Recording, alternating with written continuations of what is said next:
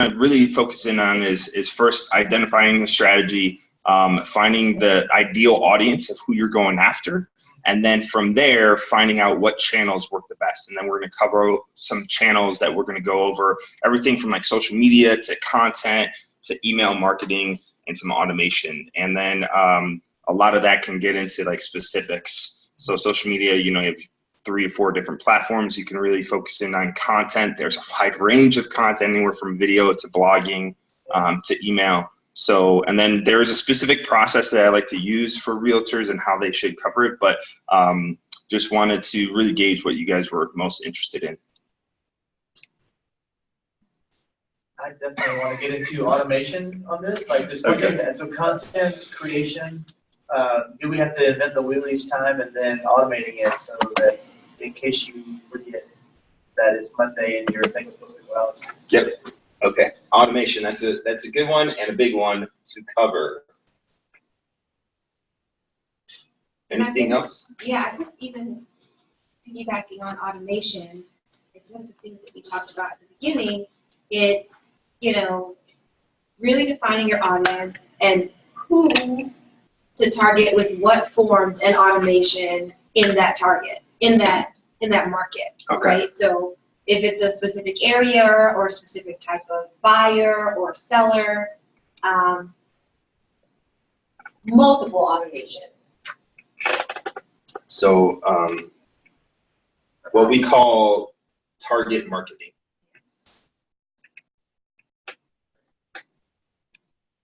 And that's a great point.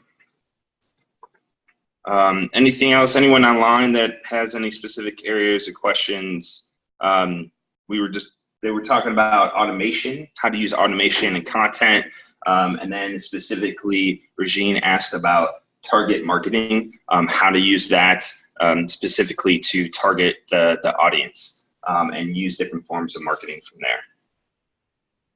Anyone else have any areas? Social media, content? Yeah, I definitely want to see where we take this automation into the social media world, not just including email, but also social media as well. Yeah. If, are they all still the same pertinent ones that we think, you know, are any of them dying off that we should focus on? Yeah, so, yes, ma'am. On the required disclosures, a lot of times it does not fit on Instagram or Facebook. The disclosures. So I was told in another class that you can't really post anything that doesn't have your disclosures. I've never seen an issue with that before, to be quite honest with you. Yes, they went into that. Okay. So I took all that off. I'm not doing it. I'd be interested just because what exactly is the posting regarding that? Anything you post has to have the disclosures on it? Yeah. Okay. So. Yeah, right. You can have the disclosures on your website. Yeah. It doesn't have to be every piece of information. Yeah, and for like, if you're specifically talking about like if you stop using Facebook or Instagram, for Facebook, it's pinning the disclosures as the very first thing on your page. And then on things that you can't do that, your Twitter, Instagram, those things, it's putting it, you have a profile and you can put a link. So instead of putting like to your website specifically, you can link it to the disclosures. That way too, which is your website. And, well, if you put it on the website. But yeah, you need to have the disclosures, but it doesn't need to be like, you don't need to say like, you know, open house at this, disclosures, right? Yeah. Because then you can't fit all that in there. Yeah, but that's what I've been told. You may have been told differently. Check with your broker. Yeah, in all honesty, like I've never seen or heard that before. I follow lots of realtors on social media, and no one ever has to do that, or I've never seen them do that. So I know, just like they were saying, as long as it's on your website, you're in the clear. So I'd be really careful. I don't know who said that, but that sounds like kind of false information. But again, I don't know the context. We can talk about that a little bit afterwards. Okay, so someone on here, Connie asked, she said she's a brand new realtor. Well, congratulations, welcome. And where to start. And so social media is one of those points. right there. So let's get started. These are all great. If anything comes up and you have any questions, please feel free, especially people online, put the questions in the chat box. I'll get to it when I can. And anyone here, if you guys have any questions as we're going, please feel free to let me know, and we can go, I can answer them as we move forward. So with that said, we're going to start off with talking about a strategy. And a strategy, let's take a quick picture. Strategy can be, basically just needs to be really simple. It needs to really outline a couple different points, and I'm going to mark them down. So first one, current state, where you are. This doesn't need to be extremely detailed, but a strategy starts off with where you currently are and what's working and what's not. Then the major part is your audience, and this is where we're going to spend a little bit of time right now, is identifying who your audience is. So I always say this to realtors, is that as like most businesses, you should really treat yourself like almost like a startup or a tech company, in a sense, just because that puts it in perspective. They always start off, I mean, how did Amazon start off? Does anyone know? Remember what's Amazon? Huh? In his garage. Well, it started off in his garage, yes. Just books, right? It was all online books. Yeah. So it was an online bookstore. So it was very niche. And now they basically sell everything and they run the world. So the point of this is that with an audience, you start off with a niche, and then you can then expand from there. So when we talk about niches, obviously you can focus on location. That's going to be a major point. Ones that I always like to talk about is life events. So what makes it really easy to talk to people and to target people is to target people that are in similar situations that you are, or you have been in the last couple of years. For example, I talked to a gentleman, he actually targeted baby boomers because himself was a baby boomer. And kind of a spin-off from the baby boomer was that he worked with millennials because baby boomers had millennial children. And a lot of times what he found is that millennial children were still living with the baby boomer parents. So he would actually help the baby boomers reduce the size of their property, sell it, move to somewhere else smaller, because they might have had a child, millennial, living with them, but they wanted them out. So they would kind of force them by downsizing, and then that realtor would actually help the millennial children find their next place. So it was like a 2-for-1, almost like a 3-for-1 actually. Sell, buy, and buy. So so it's a good niche. He had a really good niche there. Another person, she was a divorcee. She was a little wiser in age. She's been divorced for 8 years. She runs a divorcee support group. And I mean, she was like, I don't know who I should target. And I said, tell me a little bit more about yourself.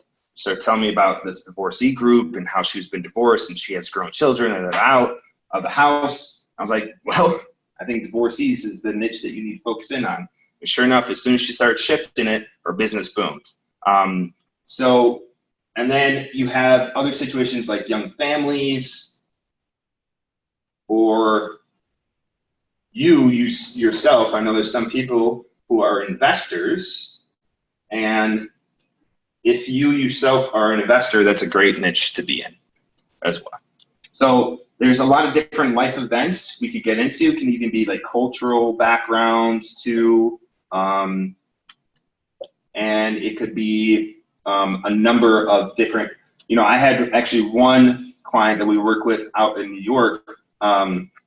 They do disability, or she has 2 children that are disabled. And so she found through kind of the by trial and error, that to find a place for disabled children was not as easy as you might think. And so there was little nuances. And so she was actually able to niche down and start helping more people who are disabled, who are disabled people in the family. Didn't necessarily need to be children, but just knowing that, and the typical agent might not know what those needs are. So that's where having these niches really help, and having that life events helps you to niche down quite a bit. Okay, so we got location, life events. Obviously, age can play a factor into this too. And then, you know, you can also even niche into specifically if you want to do like sellers versus buyers, and so forth. Oh, I'm not talking to you, Siri. You said, hey, sellers, and she thought you said, hey. Yeah, wow, that's interesting. She needs to check your hearing. So sellers versus buyers, obviously that's another one. You know, sellers can still fall into these different life events. Buyers, same thing. Picking one of those really helps, but it is not always necessary. So picking a niche is extremely helpful for your audience. Can I ask you what might seem like a dumb question about this niche? There's no such thing as a dumb question. So I have been conflicted over the last couple of months because I have been trying to decide, you know, what my niche is going to be. And I've sort of toggled through things because different clients have come to me different ways. And so as you're talking about these niches, are you specifically talking about like your whole business strategy niche, or specifically your marketing niche? So for example, you know, this person that was the baby boomers, right? And they were targeting baby boomers that were sellers, right? So was that the type of realtor they were saying, I'm a realtor that works with baby boomer sellers only? Yeah. Well, so that's a great question. And just to repeat it so everyone online can hear this too, is that basically you're asking, is that from a niche perspective, are you niching for your entire business, or are you just niching from a marketing perspective? And it's always a marketing perspective. The reason being is that, I mean, if a client comes to you and doesn't fall into your niche, you're going to turn them away. Right. That's what I wanted to make sure. So Yeah. you can technically have multiple verticals of niches with marketing associated with them. So what I always suggest is that if you do have a couple different verticals, like you might fall under a couple different verticals, just because I know your business pretty well, you might have 2 or 3. To go anything beyond 3 niches might be just a little too much to do from a marketing perspective. Always what I say is, like, you can market and say, like for myself, I say I work with realtors and I help them with their digital marketing. That's not to say if a dentist came up to me and said, hey, can you help me out with some automation? I'm not going to say no. But yes, on the surface, it always is better to have a niche to target. And if it's a couple different ones, you can, especially if you're offering different services. Like, you might niche differently for sellers versus buyers. Or you might be focusing on young families and investors, because you have a young family and also you're an investor. So that's not bad to say that. You don't always want to pigeonhole yourself into one specific area, but again, you know, when you have those niches, it's easier because from a perspective, from the client's perspective, they can notice that and it sticks out. That's the biggest thing with niches, is when you say I work with strictly young families in this situation, in this location, automatically they're going to remember that. Versus if you say I'm a realtor and I help people buy or sell homes. That everyone knows somebody who does that, and they know like 20 other people that do it as well. So having a specific niche really just helps you to stick out in their minds. Does that answer your question? Okay, great question. Okay, so audience is the number 2. So make sure you spend some time here identifying what you're doing, who you're helping with, and the location. Location is a big one as well. And we're going to talk a little bit more when we get into this, why location is such a big factor, but also the audience itself is going to be a big factor. Now that you have identified your audience, the next step actually is to go into your channels. So where is that audience or audiences, if you have a couple of them, where are they spending their time? And quite a bit of people, especially right now in the real estate industry, or as consumers of real estate, they are spending time online. I believe about 58% of the people that are in the market to buy or sell, start online. And actually it could be even higher, but that's what I read recently, was about 58% of those people start online. And so they're starting to do research. And so are you putting yourself in front of those people at the right time? Because as you know, the sales cycle, you have basically a couple different stages. You have awareness. So they're just starting to get aware of the situation, what they're doing. They have consideration. And then you have, decision. So people are going to kind of fall into a couple of these different categories. And also where those people are spending time on the channels, that's also going to be part of it. So like, for instance, Google, or like search engine, SEO, people Google realtor or buy a home, they could fall in under awareness, but they could also be falling under consideration, and they could also fall under, so a lot of these channels can be different parts of it. What you do with these channels and how you do it will determine how you're attracting people at these different stages. But consider the different channels. Now, obviously, Facebook is a major player. Social media is a major player just because everyone spends so much time on social media. You have billions, close to 2 billion people on Facebook currently. They're creeping up on 1 billion with Instagram as active users. About half a billion spend on a daily basis are active on Instagram. So these are all platforms that are really, really prominent in getting in front of people and the channels. So you have to consider. So what I always say for people, there's a couple different channels, especially for realtors, that you should be spending a large amount of your time on. One is social media. 2 is content, and we'll talk. Content is a pretty broad topic, but we'll talk a little bit more about what kind of content in a second. And then 3, email, and then 4, call this like networking or community outreach. Or I should say / community outreach. So, one of the best ways, this is not going to change, I don't believe, anytime soon, no matter how technology goes about it. Networking and face-to-face community, that's always going to be a major player. But how you leverage this to get the most, to leverage your time and get the most results out of it also will help with digital marketing, and digital marketing will really help with driving results from this better than ever before. Email, although you'll hear a lot of people talk about email, email's dead. Anyone use email currently? Okay, great. Email is not dead, and it's not going to die anytime soon. Reason being is that it is the most intimate form of communication that we have right now, as far as from an electronic point of view.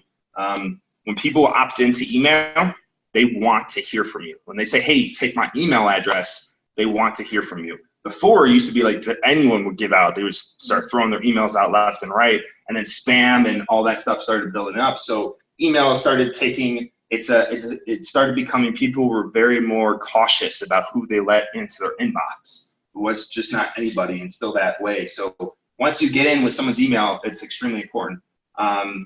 Social media and content. So let's spend a little bit of time here. I know someone asked specifically about social media and how all this plays into it. So social media, there's really 3 major platforms that realtors should be spending time on in social media. Number 1 is Facebook. It's not in a particular order either. So, yep, Instagram. And anyone want to guess what the last one might be? LinkedIn. Yes, LinkedIn. So LinkedIn is very much a professional social platform, but it's becoming extremely social. Like you'll see people posting pictures and things from just doing regular activities. I think it's gotten a little too social, but it's still a great place to acquire new clients. Reason being is that you can search for people inside of LinkedIn. If you target like a specific type of profession or company, you can go in there and you can find those people in there.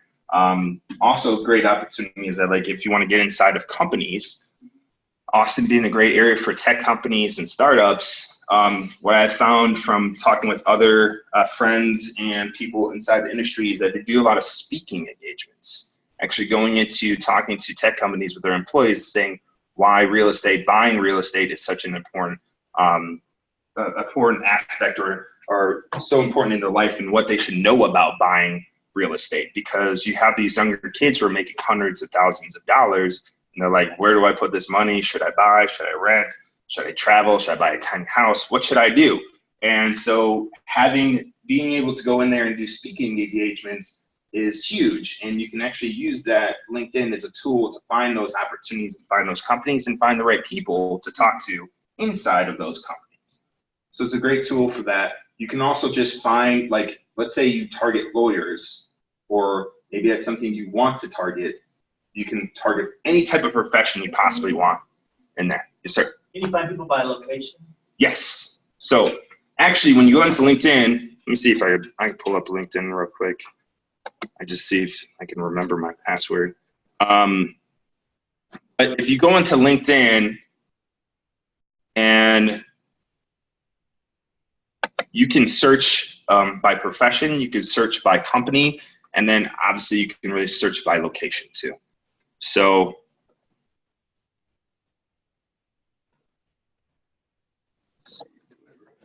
password. Just so we go into this, LinkedIn and Instagram are the two platforms that I consider as client acquisition or customer acquisition platforms. So how, that's not stuff.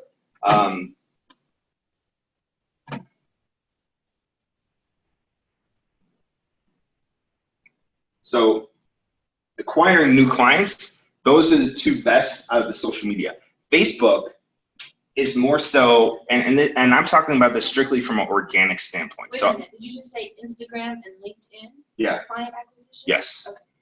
Facebook, and I'm talking strictly from an organic standpoint, meaning not advertisements. Advertisements, Facebook ads are really, actually there's another channel that we didn't cover, but Facebook ads are a great place to do client acquisition.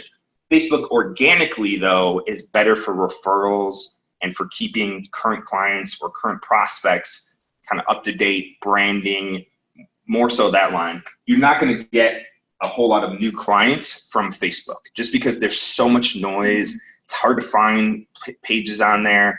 Facebook's constantly changing their algorithm, so you're getting pushed down further and further. So you really need to use this as more of a referral tool, just to keep people up to date. And once they become a client or become a prospect, you can push them into liking your page. But you also have to identify and share with them what the value of being a part of your Facebook page is, because there's so many Facebook pages and there's only so much time in the day. What kind of value are they going to get out of that? And we're going to talk about the value part next when we get into content. So Facebook, again, more so like referral based.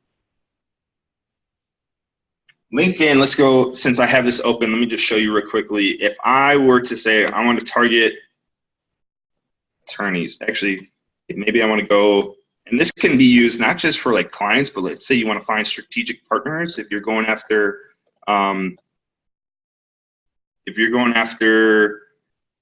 people who are divorcees and you want to work with divorcee attorneys, you just type in divorcee attorney, and then you can see down here 1.4 million results that come up. Now what we do is we go up to the top and you can look by your first degree connections, or typically when I do searches like this, I go from first and second and hit apply. And then you can go down location-wise and type in Austin. Now, other opportunities that you could also search for companies that may be located in San Francisco or California or New York who might have offices here in Austin. And that way you can talk to like HR and say, if you have anybody who's relocating from these areas coming to Austin, I'd love to be a resource for you. And so that's another opportunity to kind of, it's a little bit outside the box, but it's really, really beneficial and useful. So you can see now, as we targeted this down, it went from 1.4 million to a very manageable 5,000 people, 5,200, let's say, round up. So now you can go out here and you can start messaging people, you can contact them, and you can start building those relationships. So that's where LinkedIn is extremely powerful. Brandon, on that, Yeah. Would you send him a message about looking for help from them before you connected, or would you wait till you connect and send that kind of a message? So my strategy on this has always been to, when you connect with somebody, they ask you, excuse me, you can actually send a personalized message. So I always say is you add the note and you just say, hey, listen, my book looks like, depends on how you're approaching them too. That's part of it, is that there's a bit of a strategy. You can approach them from like a strategic partner perspective. So if you are saying, I'm working with divorcees and you're working with divorcees, but hey, we work with similar clients, would love to connect and see maybe if we could grab a cup of coffee and how we can help each other out. And so that would be the message right there that you would send when you connect with people. If it's a more straightforward approach, let's say you're going after the person as a potential client or something along those lines, you're going to have to take more of a longer term approach to say, hey, I'd love to connect. You know, I do a lot of networking. You got to find that kind of way in of how you can add value to that person, because just straight out being like, hey, if you're looking for real estate, I'd love to be your realtor. That's not going to work.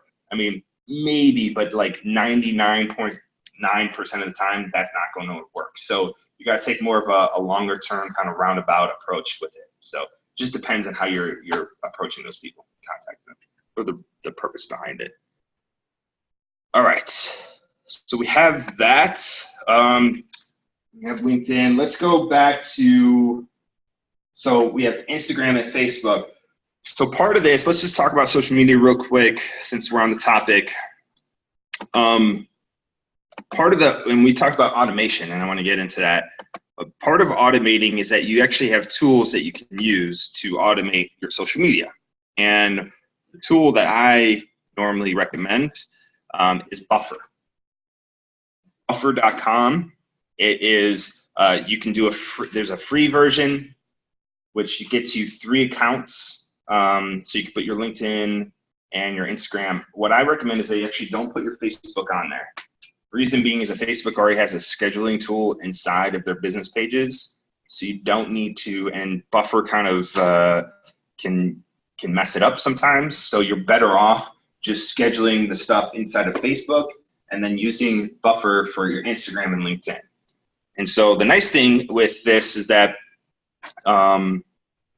when you get into, let's see, I don't know if I remember let's use LinkedIn. But the nice thing about this is what you can actually do is you can schedule things out. It allows you to schedule up to 10 posts. So you can schedule up to 10 posts for your Instagram and LinkedIn. That gives you about 5 days worth of information. You can also record videos and then put it on here, which you used to not be able to do, especially for like Instagram. But another thing is that video is, from a content perspective, is a major player in all mediums. Like LinkedIn is really pushing for video too. The more video you do on that, the more you stand out. Pretty much any platform you want to be really focusing on video. A lot of different ways you can use video, and we'll get into that in a minute, but that's more on the content side of things. Yes? Why did you say shouldn't post or put Facebook on it? So there's always been kind of a disconnect between Buffer and Facebook. So if you schedule something for Facebook on Buffer, there's a possibility that it won't actually get pushed through to Facebook. So I always say, just to be on the safe side, just use Facebook's scheduling tool. Plus, there's no limitation with that. So you could schedule actually like a month out of content on Facebook and not have to worry about it. Where their Buffer, unless you're paying for it, there's a limitation of how much you can post or schedule. But they don't have like integration? They do integrate, the integration is not that great. Sometimes Facebook doesn't like to play with other tools very well. And I don't know why that is, but you would think they would kind of pick it up. But they also, I think part of it is because they have their own scheduling tool, they're not trying to really promote that Buffer side of things. So you can go in here, and basically what you just do is you write in your post, you create a post, you can add an image to it or a video, and then you could pick the different platforms that you want to put on here. So you can put, you know, Twitter, Facebook, or Twitter, LinkedIn, Instagram. Now, I did not include Twitter in here, but Twitter is not, like, if you're just going to post stuff, it's not bad to just post whatever you're going to post on everything else on Twitter too, because it's another possibility of someone finding you. But you can go in here and you just schedule it, and then you basically drops it in, and you can go in and inside of Buffer, there's a scheduling tool, so you can pick the times they go out and when it goes out and what days of the week. I would say just do at least for all of these, 2 times a day.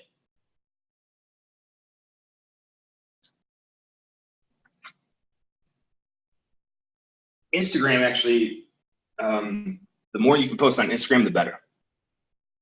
So if you could do 4 on Instagram, not a bad thing. That actually, the more you post on here, the more followers you can get with Instagram. LinkedIn is a little bit, from a time perspective, I recommend doing between like 7 and 8 a.m. and like 4 and 6 p.m. for the afternoon post. These other 2, Instagram and Facebook, I recommend 10 a.m.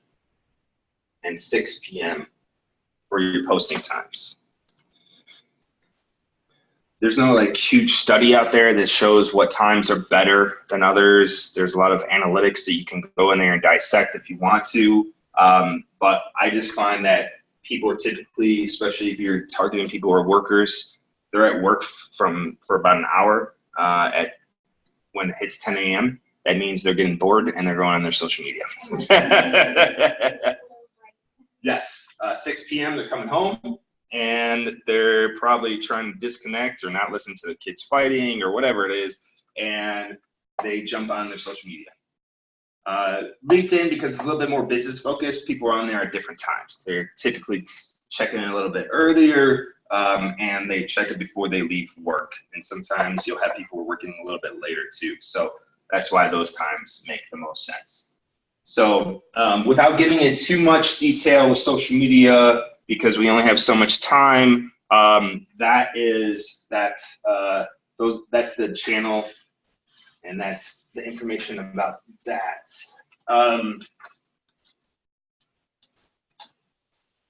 If you said, what channel should I be spending most of my time on, I would tell you it's Instagram. If you do it the right way, you can get a lot of organic opportunities from it.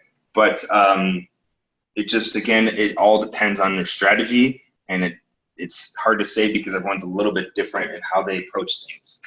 So let's talk about content. Now, content's a big one because there's so much different type of content. You have blogging, which I highly, highly recommend for actually, you could do even vlogging, but I highly recommend for realtors. Reason being is that most real estate people that I know are focused on the immediate gratification. How do I get leads right now? But they're not always thinking about a year down the line or 2 years down the line. How do I do that? Now with blogging, the nice thing is that once it's up there and you do it the right way, it can generate dividends for you for years to come. I still have blog posts out there that are some top ranking in keywords, and they pull in like 1 to 2 new subscribers potential clients a day. I'm sitting around, I'm doing nothing. People are reading my blog posts, they're subscribing to more information, and I'm getting more and more prospects coming in that way. And that's something that can easily be done with realtors. So blogging is a big one. Video content, we just talked about that. That's a big one. And now that can kind of play into vlogging. So vlogging, if anyone doesn't know, is video blogging. So instead of like, and the beautiful thing is that what I always suggest is that you can repurpose everything. And you should repurpose everything. Meaning, let's talk about this for a quick second. Let's say you come up with a topic, right?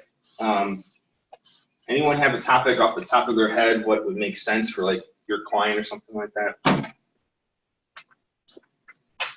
Like fighting your taxes. What was that? Fighting your taxes. Finding your taxes? Fighting Your taxes. Okay. Tax protest. Tax protests. Okay, so let's say fighting taxes. So you could do something like, this is just kind of like clickbait. Top 5 ways to fight your taxes. And I'll tell you, you probably get a lot of traffic from that. But you also have to see what other people are putting out there too. Part of this is being strategic and doing a little research. Like if you're gonna put in time into this, you should see how many other people are also putting out similar content, and if you can make it better, and if it's gonna be high competition. If you like, you could search for something. Like let's search for that real quickly.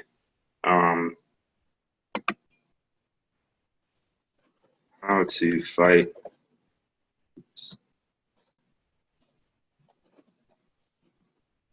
your taxes. So we have about 7 minutes, but I'm gonna probably go over a little bit here. So if you guys want to stick around, you're more than welcome to. If you have to leave, I totally understand too. But the main thing is that we look here, and first thing you have IRS right at the top, but that's not actually IRS. I don't know if that's Property taxes. I think it's property taxes. Because it's gonna show a lot of IRS tax stuff. Yeah. It's just there we go. Actually, let's go on to Google just because I don't even see the research on here. So how to fight your property taxes. And then you can get it even specific if you want to go into like state. So let's say if we go into state, well, first thing, look at that. Beautiful. I love this. Like Google read my mind. They wanted me to make a point. Point being is that you can see a YouTube video popped up as one of the first things to come up here. So video, everyone, video works really, really well. And the beautiful thing, I yeah. have something I would like to point out because I didn't notice this before. Sure. So do you see, so right here, and I think that somehow suggested clip, this Yeah. is where they're saying you'll find more about how to successfully protest your property taxes. That's new. Yeah, I've never seen that either. Oh, really? Yeah, I never saw That's that. like just that portion. Yeah, so Yeah, it's reading, just like it reads every, like, you know, the text or whatever, it's doing something to say like, this is where you're gonna go.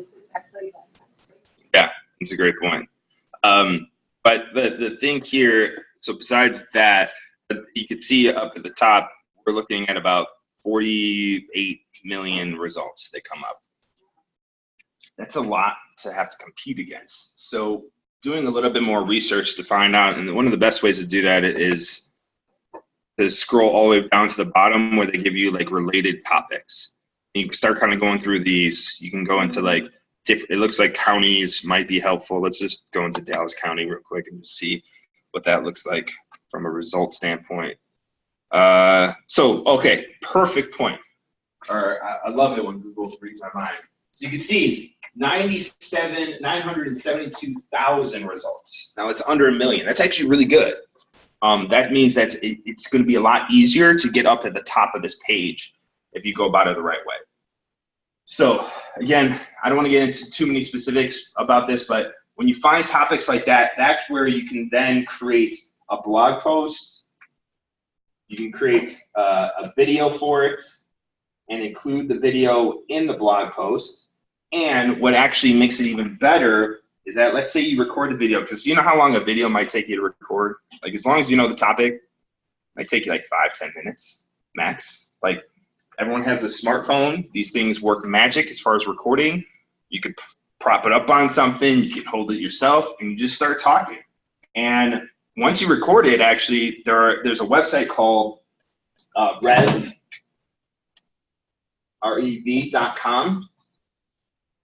And you can go to rev.com and actually get the video transcribed into audio. And then, and this is like kind of a hack, so you don't have to do a bunch of writing yourself, because I know how much realtors love to write. You can go to websites. There's a number of websites. I prefer Upwork.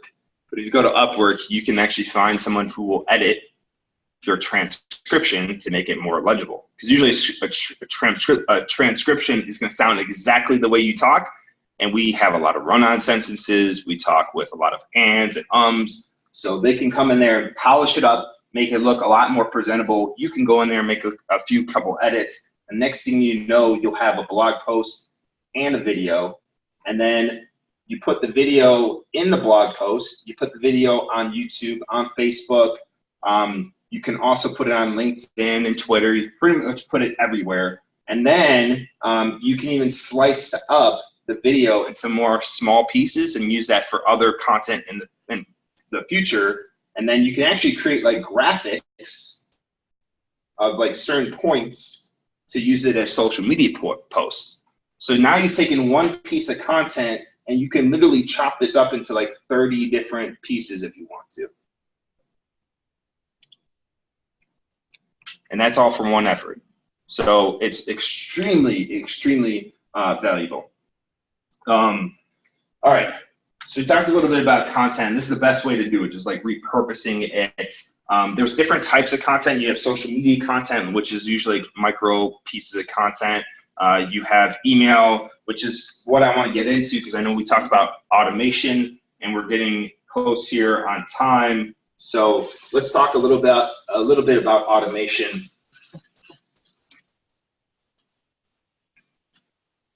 Does anyone have questions on content before we move forward? This is like drinking through a fire hose. It's really good stuff. Everyone online, how you guys doing? Good? I see actually there's a couple questions. So let me see. Okay, so Miriam asked, how do you target organically increase followers with Instagram? I've had a hard time expanding more than just a certain number of followers. Great question. Richard, what different or best practices for digital marketing would you recommend for commercial real estate agents? Both social media channels to use, as well as content target high net worth individuals, investors, or business decision makers. So let's go back to the top one real quickly. Miriam, organically, how you actually do this is that the more you post, I talked about 2 to 4 times a day. Even if you want to go up to like 6, you can. I say on average, just do 2 times a day. But part of that is actually putting in something that's very valuable. You have to add value, so it's not always promoting what you're doing as far as, and this is a part of the content, so I'll go over this a little bit. And this actually helps with the automation too. So types of content, just in general, you're gonna have, educational pieces. But what you always want to focus in on is adding value. Value. And then what you're going to eventually get to the point to doing is that once you've added value, you're going to ask occasionally too. So we're going to have educational, your story and stories, client stories. Also, we have talked about this a couple times in different classes, that client stories, you have to be careful. You have to ask for permission. You got to be careful of what you include in there. So you have to be careful with that. But those are all good. Success stories is what you want to get to. Your story is important too, because people want to buy from a human being. They want to buy from someone that they can relate to. So the more you can relate and tell your story, I started off as I was a mom. I had a couple kids. The kids got a little bit older. I was looking for a profession, and I want to provide more, freedom for our family. And so I got into real estate. And I always loved real estate because of this and this and that. And so you got to provide what's your why and how you can relate to those people. So your story is a big part of it. Your philosophies too. So everyone has some different philosophies of how they go about doing things. Obviously, there's a lot of overlap, but just sharing that. And then current events. So especially from when you know your niche, let's say you target people in the Leander, Cedar Park area,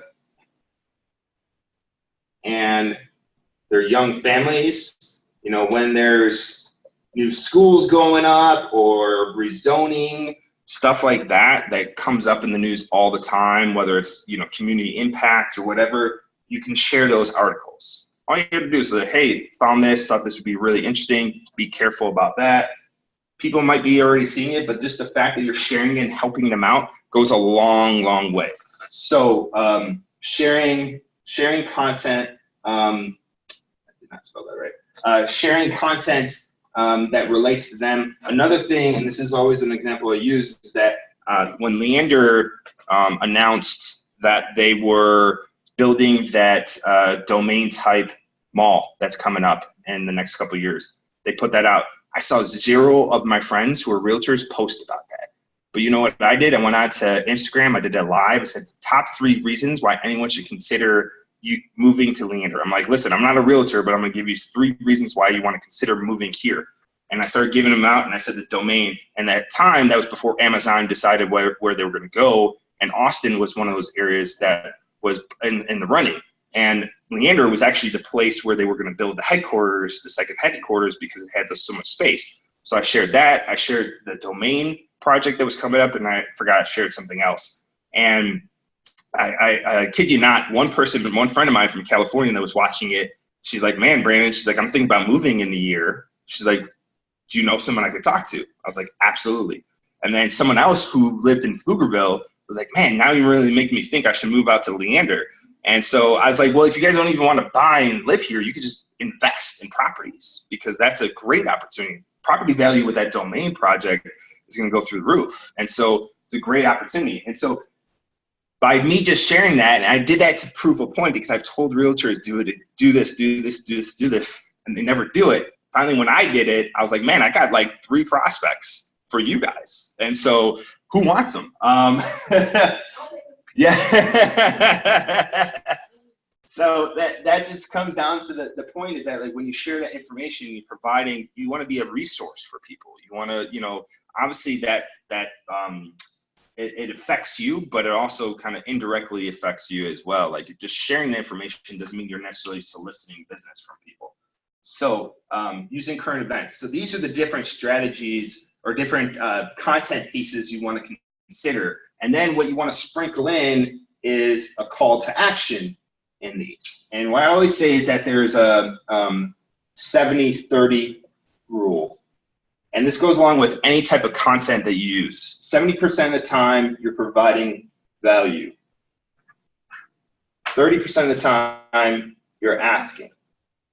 So if you're doing 2 posts a day, that comes out to be about 14 posts per week. And so 70% of those, let's just keep it simple. I don't want to have to do math.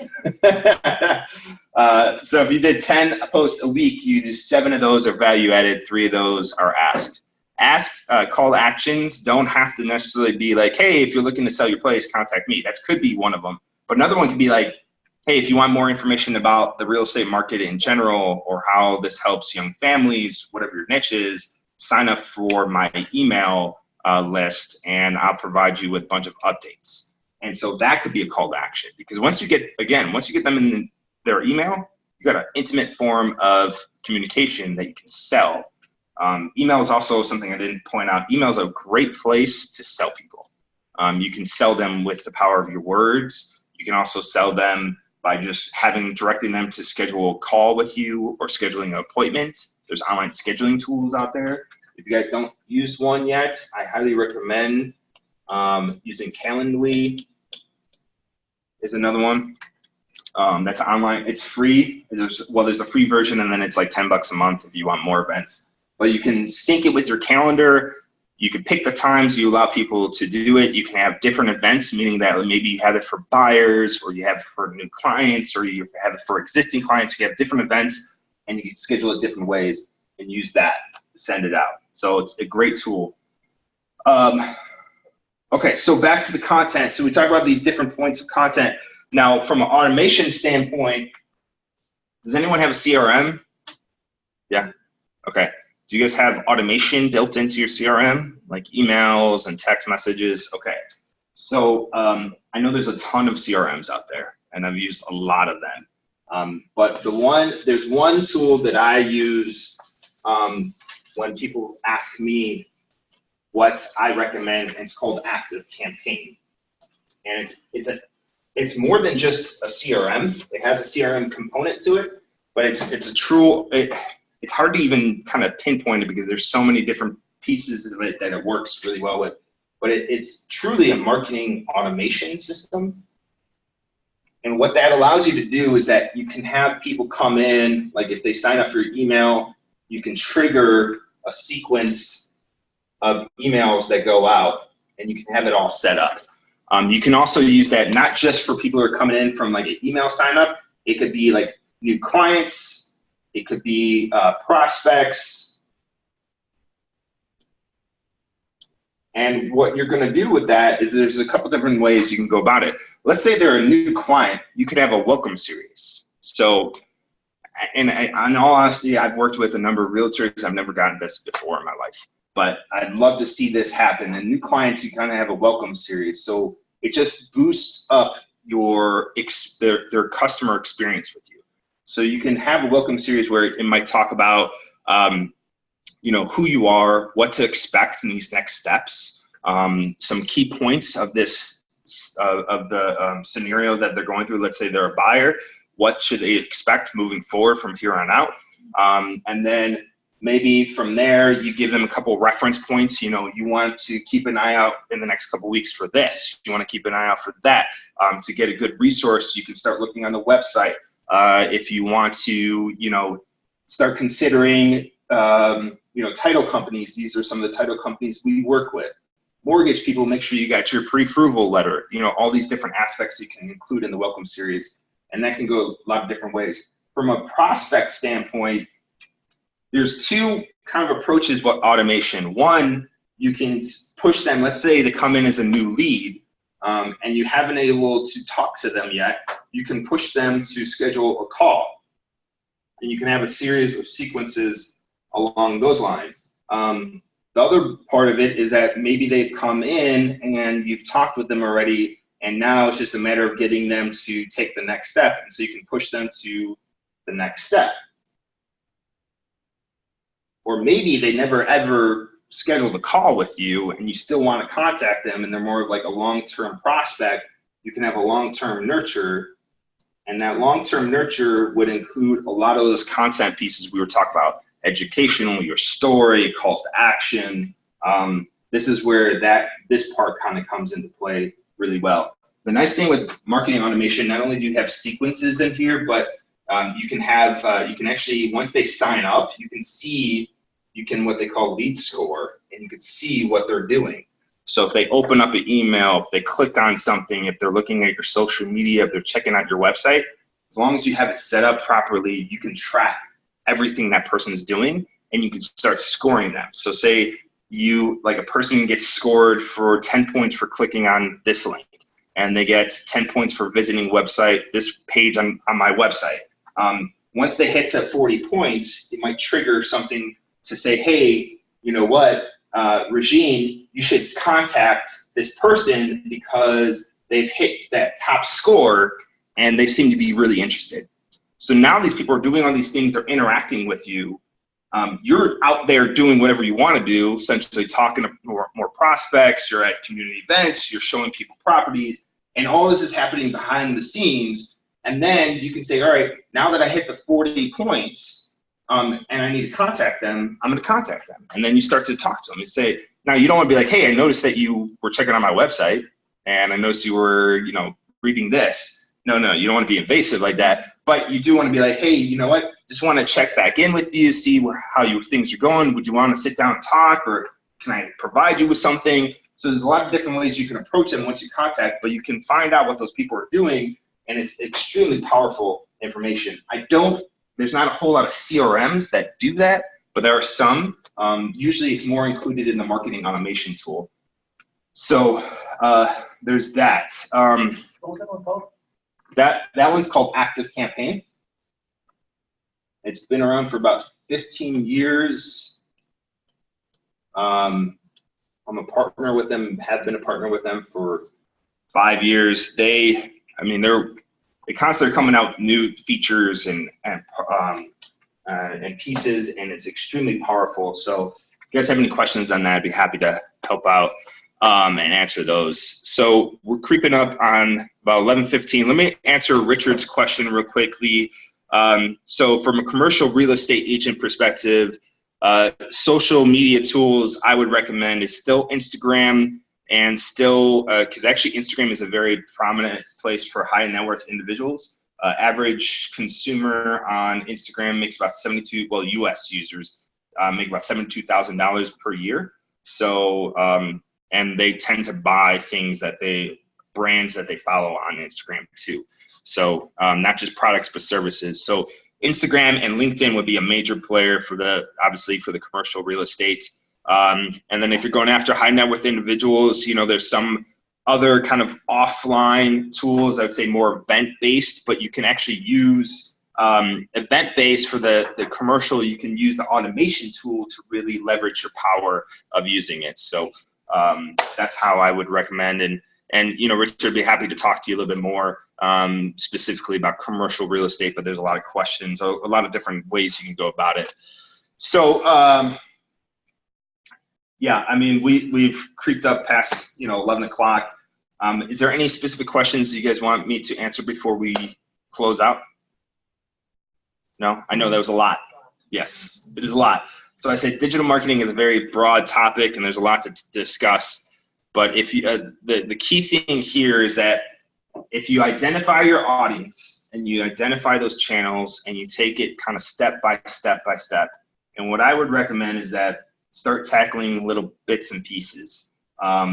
First thing I would say, get comfortable creating content, because content is really the backbone of digital marketing. Without content, you have nothing to talk about. So spending some time thinking about topics that are relatable and interest of your customer or your niche audience, that's going to be, you sit down and start writing out topics, think about it, maybe do some research. That'll help tremendously. Once you do that, start getting in the habit of creating content. And you can start off with the micro content. Maybe you're comfortable. Anyone comfortable in front of the camera? Get in front of the camera. Do it. It's the easiest way of creating content. Because again, if you use that hack where you just start, leveraging transcriptions and writing and all that, you can create a lot more content from it. But video, everyone watches video. Everyone has a smartphone that can record a really good quality video. Just start doing it and start putting it out there, and try to be as consistent as possible when it comes down to creating content. Once you get to that point, I would say start to leverage the automation tools, so like Active Campaign, Calendly, Buffer, those pieces, to start integrating the automation part of it, and then just start analyzing where things are coming from, how things are going, and then you can make some adjustments from there. But first thing, start with the audience, create content, and then start building out the tools that you're using. All right, everyone online, thank you so much for hanging out with us today. If you have any questions, I'm going to stick around here for a few more minutes, so feel free to pop those in there. Richard would be happy to talk to you outside of this. And just want to thank Stuart Title and Darren for letting me come out here and talk with you guys. And thank you all for coming out. I really appreciate it. It's always fun having a live audience.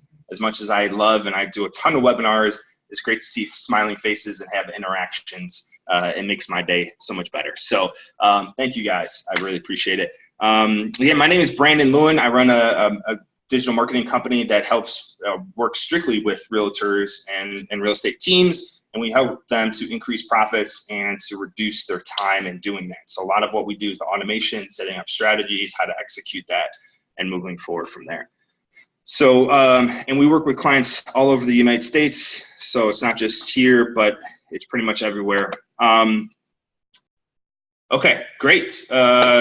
Connie said thank you. You know what? Let me throw up just my slides so you can have my contact information. I'm going to do is share some of this information, and I have some goodies that I will share with you guys as well. I have a whole guide on digital marketing strategy, so I can share that with you guys. Just go through kind of the 8 different points.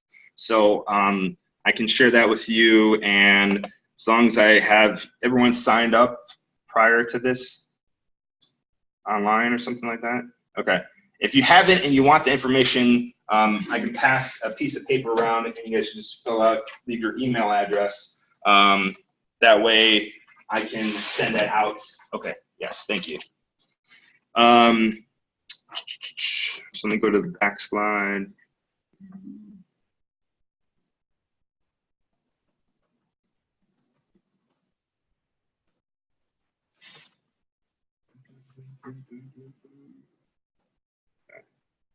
Oh, I also have a podcast for realtors all about marketing too. So you guys can go check it out on the iTunes or any place where major podcasts can be heard. So basically I'm everywhere. It's called The Brandon Lewin Show. I know it's a very original name, but it's a lot of fun. I bring on some guests too. So, and then I've interviewed some really successful agents throughout the United States too. So they share some interesting information, and then you can follow me, connect with me pretty much everywhere. But that's my website too, brandonmlewin.com. Feel free to take a picture, write it down, I'll send it out. But yeah, thank you guys so much. I'm gonna stick around here for a few more minutes. If you guys have individual questions you want to ask one-on-one, I'll be here. Thank you.